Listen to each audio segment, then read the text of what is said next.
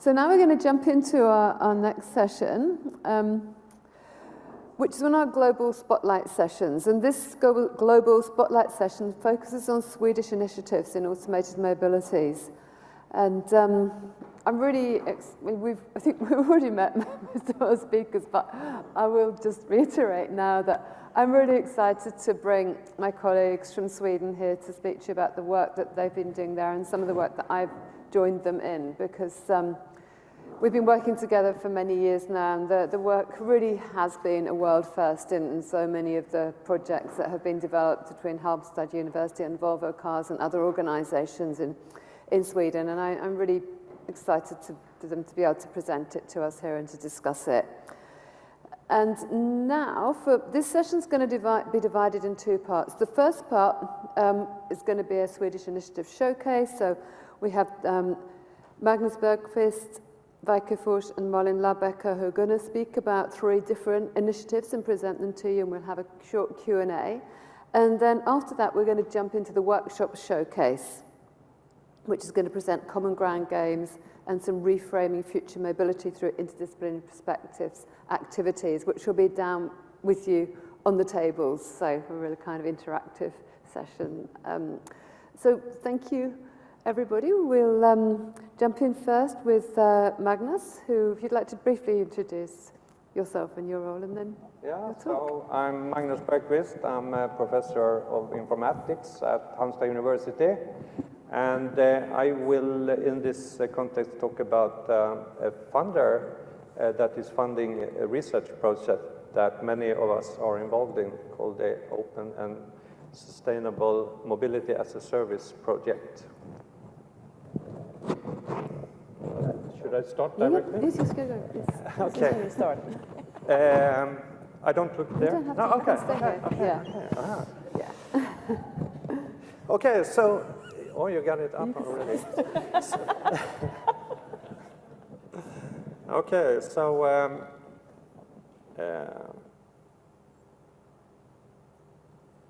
I want to start by inviting you to a future world called Sharetopia that might happen or might not happen or might already happen, but we don't know it. And in the Sharetopia, the future world, there is ecological collapses that has put hard restrictions on both business travel and personal travel. And that has made governments create a carbon credit budget. So each citizen gets a monthly budget that they can use. They cannot use more, they cannot sell it, they cannot give it away. Business will be built a new business model based on people's motivation to reduce the carbon credit spending, for example, through sharing. We are now in a service that has been developed for Sharetopia. And our persona here is Morgan. He's a student. He lives on the west coast of Sweden, a city called Varberg. And he's a driver for a shared mobility service.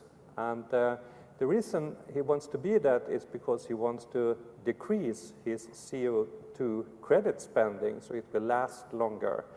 And what is happening here now is that Morgan is going to travel to visit some friends. And so he signals his availability for people interested in traveling from Varberg to another place. And this is what the app in the car does, that it designs a route where he can pick up people and parcels. So for each person or activity that he includes in his travel, he will divide his CC spending. So here the app has created a route for him. It has optimized the way that he's going to travel, and based on various sort of AI algorithm calculations for the best road to take, weather, hills, up and downs, etc. And now he's out driving, and he has left off some people, and now he's going to leave off a parcel. Autonomous driving, of course. He can do some studies or sleep while he's out. And now he has arrived. The system says, thank you, Morgan, hope to see you soon again. And then we see that he has only spent, compared to if he had gone on his own in the car, he has only spent like a few carbon credits. So we think of this as a world where we have a different logic, different business model, different ways of thinking around mobility. And we have created in the project 4 future worlds where we sort of implemented the Sharetopia, but we also have other words called circular capitalism, sustain or perish, and mobility incorporated. But behind these worlds, we have developed a framework called the tension framework, where we have done a lot of research to identify tensions between different aspects related to mobility so that we can try out services, how they will be affected by different future scenarios. And we are doing this in the project that we call OSMAS, how to design open and sustainable MaaS solution.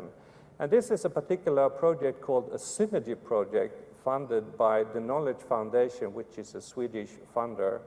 And the synergy project is a category or a type of projects that the Knowledge Foundation has created. And I want to talk a bit about this funder and how they work with different types of projects and how we are using them to build a strategy around smart mobility at Halmstad University.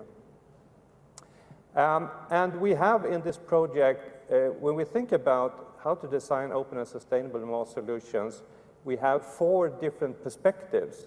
And one is design ethnography, which Vaike is leading. And you've heard a lot about that, how the importance of taking the user perspective and getting the users into the design and the thinking around the services.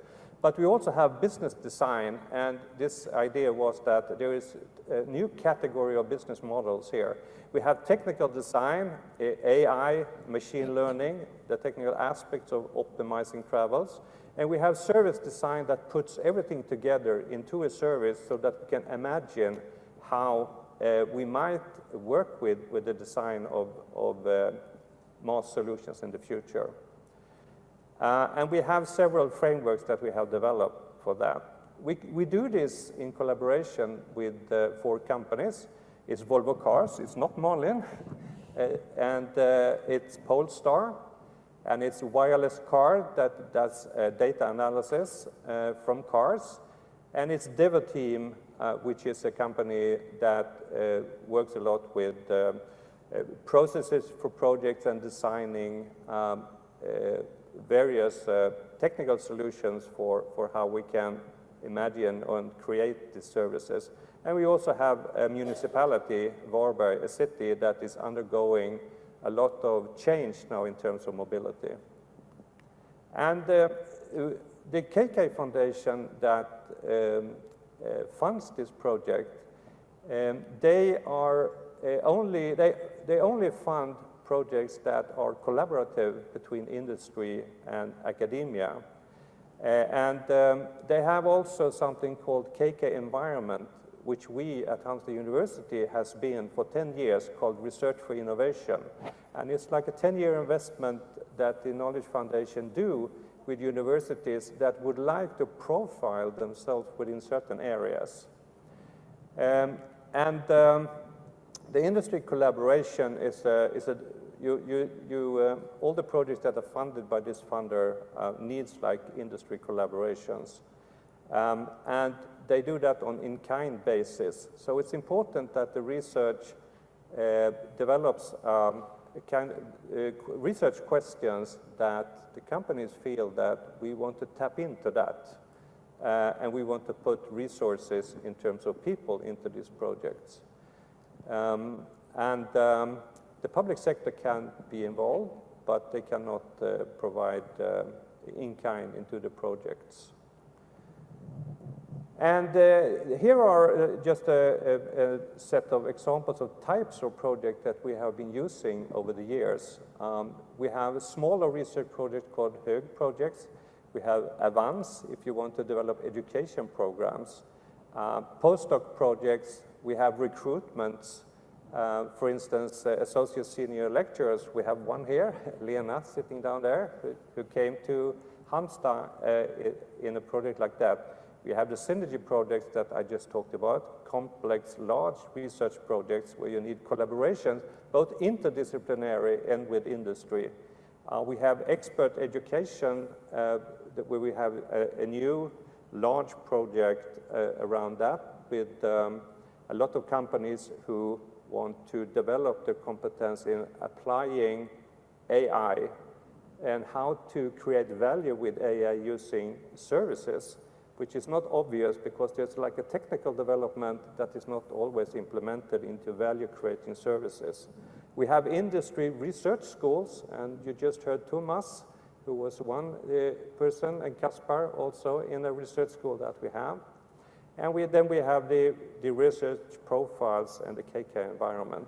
So these are like different ways that we can build a strategy for the university around profile areas. And we are in the area of smart mobility, which is part of our larger profile called smart cities and communities.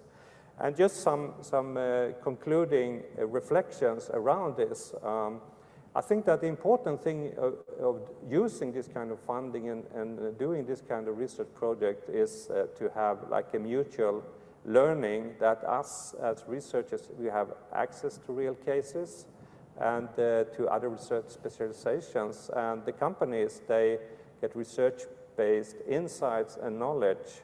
I think the second important thing is that we can challenge each other because we live in different worlds and we need to create these meeting places so that we can rethink the obvious truths both from the research and the industry perspective. And I mean, the last session talked a lot about that. And also to increase the relevance of knowledge for all involved so that we have like good research questions for the future. And with that, I will end. Wonderful. Thank you so much, Magnus. And that was brilliant, I think, interesting for us in Australia to actually understand how that model works and why it's so important. So I'll hand over to Vaike now. Oh, okay. Right, because, slide. so there you go, yeah. I don't know how to tell this story without being boring. I was just thinking of how to introduce you to this. But I've got many questions from people in Australia just the last 2 or 3 days about how come you can find this kind of funding that funds a weird project like the AHA project. Where do you get the money to do that? And it is actually funded by Drive Sweden, which is a Swedish governmentally funded initiative. And the vision is to develop future mobility for all. In Sweden, there is a very there are initiatives to create these common innovation goals. And we have 17 of them identified at the moment. Strategic innovation programs, and all of them are based on multi-stakeholder, interdisciplinary work around particular areas. And why AHA project is there is because I was actually invited or nominated into the program office of Drive Sweden as the first ever social scientist. They didn't know what they were doing, but it has resulted in a couple of things, not only by me, but because I was not the first, the only person coming in.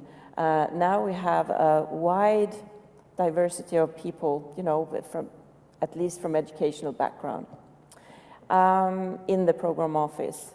So the task is actually to help Sweden to become, interesting internationally from all these 17 programs. and to drive, to fund innovation programs, to find research and development that actually creates a platform for Sweden to sort of be in the forefront. And Sweden is not a big country.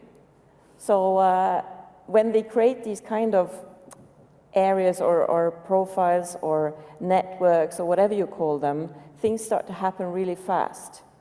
And what happened in Drive Sweden for the last years, when I started off there 6 years ago, it was all about tech. It was all about engineering. And there was a small, just one dot that said, we need to think about society too. And through the years, when new people have come in, this is what has been created. So Drive Sweden is built of these 5 bits: business models, society planning, digital infrastructure, policy development, and the bit that I got to lead, public engagement. So we actually think that to create future mobility solutions for all these bits needs to be innovated on. And I'm actually quite proud that I've been part of creating this wider view on what is needed for Swedish innovation when it comes to this area. Now I'm not in the program office anymore. I've done my deed there. I'm in other places ripping things apart. But I just want to show you, not that one. This is where Drive Sweden have partners at the moment. And these are all the partners that was 2021. And what I want to show with this picture is not all the names, but it's actually the diversity of partners. There are cities, startups, big businesses, small businesses, governmental agencies, and all these people meet up within this innovation program. And that's where these kind of projects, I'm pointing at the posters, can happen. Right, so I'll just end with, in public engagement, we've done a lot of work on accessibility for all, but also demos, because the idea is that lets people know that these things are happening. And then co-creation, which is the AHA projects that has been funded through the years with the strategic money. And I'm so happy to have my team here who is actually going to let you work on materials that we produced in that project around co-creation. Yeah, thank you. That was me, I guess. Excellent. Thanks, Vaike. No, I think it's like what you've done in that program has been really remarkable, actually. So, yeah. And then we'll move over to Malin. Yeah. I'm actually in the board of Drive Sweden, so that's a good one. Managing and we miss you, so I wonder who will replace you. But I am more of a, I didn't know what to say, but from the industry side, we can flip to my little page. I just want to say that in our company, my company, Volvo Cars, it's really, really important to have loads of interactions with universities. And this is a bit of a brag page, I must say, because you can see we are on the top of all automakers on released papers. We are. And I don't really understand this measurement, but I guess you academics know that. But it is really strange measurements of the publications towards the €1 million. But at least we are there, and we really see. And here I must say that we engineers have done a very great job, because we live in a symbiosis with the universities. Since we started at Volvo 1927, we have been working closely with universities, because we cannot live without each other, I must say. We make sure we have research in the front end on tech, and then we can bring that back with research when we can produce it in mass production. And then we come in with new money, we grow, and then we have this going around. But what have happened now is that we need to do the differences. We need to move out of just engineering. So we have, at the moment, we have 35 PhD students. Usually it's around 40. I don't know why we have gone down, but we are around 35 to 45 PhD students every year at Volvo Cars. And what is also very fun with these PhD students is that we say They do study 80% and they work with Volvo 20% throughout their PhD. And that creates that they do the PhD in 5 years instead of 2, but also make sure they actually go through. A lot of companies do 50-50, and then the company starts to demand quite a lot of stuff, and you can see they fail of actually making it through. So what we really want to have we want them to have the PhD and come back to Volvo with the knowledge they have, and really come back 20% to drop and really be included as a knowledgeable person into some projects. That is how we handle a lot of PhDs. But now we have had so many PhDs on the car itself, how to, better suspension, get better friction inside the engines, you can see whatever. But now we moved into, with Vaike's help in a lot of ways, with ethnography, for example, we're looking into behavior and mobility in different ways. So now we have also persons in, I was thinking, I don't know if he's here today, the professor that talked about safety yesterday. He had a very long last name. No, it was the guy who was in the safety yesterday, talked about. I just want to say that we have one of the coolest PhDs we have at the moment is a girl. She's in neuroscience, and she's actually studying on the frustration of the person in traffic, how that affects the brain, and if we can take that out. And because when it comes to safety, Volvo is the safety brand, we cannot do much more on tech, but we need to talk about the people and the behavior. And now we try to see what is affecting when you are frustrated in a car and in the traffic. And can we do something about that, but making you drive more safe? She's into that. And then we have the first PhD student in a business school as well. He looks at the markets at the moment. He looks at, because we all here, we're talking about that we have a different kind of a market out there now. We're going for mobility, we're not going to sell cars. But what are we doing from company then? A lot of people is talking about this, but we're not really doing anything. We're not really changing the government structure. We're not really doing the difference and pushing. Still, we are kind of in the same behavior still. And this guy is really into going in and research the market change and what is affecting us and why isn't that happening that we all talk about.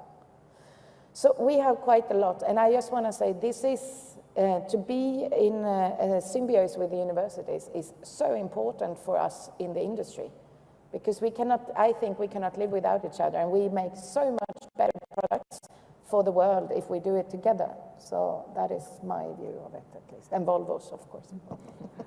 Excellent. Thank you, Malin. Yeah, I've personally been so impressed when I discovered that Volvo had this PhD program, right, which is, amazing.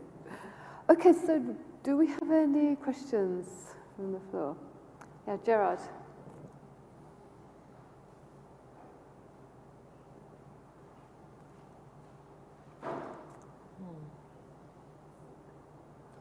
Hi, Gerard Goggin from University of Sydney. Thanks so much for so openly discussing this is the programs and so on. It's fantastic. So I had a question about the importance of policy frameworks, because you're talking a lot about the interaction, obviously, between, say, Volvo and other companies and players and research. And I'm wondering, on the disability panel this afternoon, the extent to which policy frameworks in, say, Swedish context around accessibility are important, not just for, say, a participant like Volvo, but other participants in the ecosystem, and then across the new ecosystems of micromobilities, cars, and so on. Because in what you're discussing, I probably missed it, right, but those research priorities around future accessibility, are they keyed into Swedish government or other priorities around the importance of access for different groups? Well, I can have a go on that. In Dry Sweden, we have a policy lab where, because governments are strong, the government is strong in Sweden, We have actually a sort of a, there are agencies that you can work with as industry. And I remember we were, Dry Sweden was presented in Silicon Valley. And in the US, they were just surprised that the government actually is a player and that industry takes that seriously. And that the government has such a strong power in just putting in policies. No, we're not having privately owned cars here in this area. So what are you going to do about it? And what we've seen is that in the policy lab within Drive Sweden, there is this dialogue going on that no more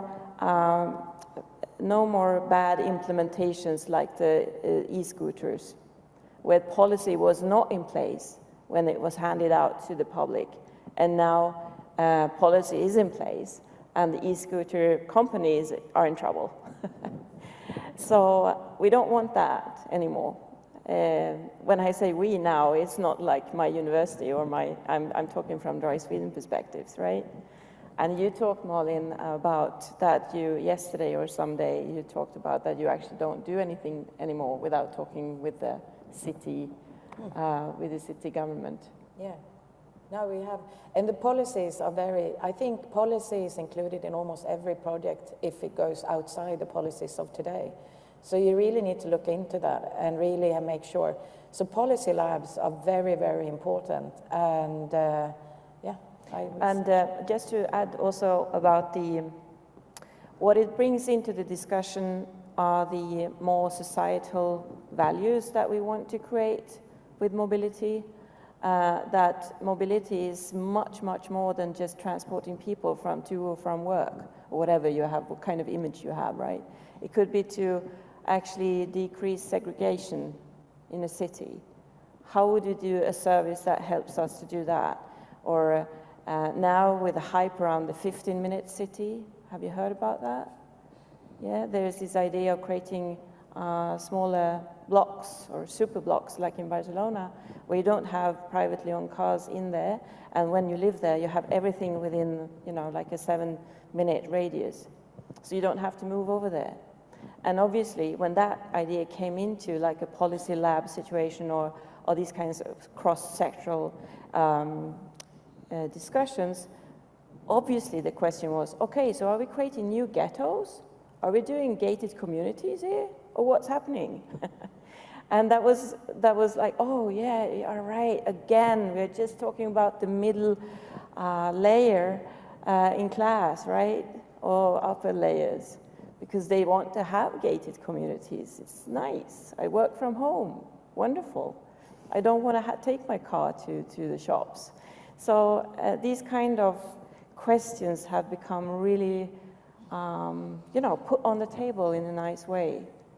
I'm sort of promoting this really hard now. There are problems. And there are reasons for why I need to leave Dry Sweden now to make others come in, because it's not easy to create these situations. But what I like with Dry Sweden and the other innovation programs is that they actually try. Yeah. They try to do something, which is good enough in this world, right? And we change from government as well. We have a huge research fund called Fordons. What do you say about that? FFI. It's for automotive and trucks in Sweden, because we have Volvo Trucks, Volvo Bus, and then me as Volvo Cars, Scania, and we had before Saab, and now we have Einride, who is a truck that is self-driving. So we have from government a huge research fund from them just towards the automotive business. But what have happened last year is that they told, we will change this now. If you are not doing a research program with many stakeholders, sorry, you're out. We need to move into mobility. So they also changed. So suddenly I cannot really ask for money just creating a new engine anymore. I need to think of something else. So I must say it's moving actually also from governmental side and pushing us to that we need to change. So, and that is, so some of my engineers, they were kind of nervous when we had this, what we call an FFI.2 2, 2.0, and they were like, oh, can I not go through with my research anymore? But yes, you can. If you think of your research in the society, what happens? Do you affect anyone else, not just your little thing? So I think that is great. Excellent. Do we have any more questions from the floor? We just got Matt.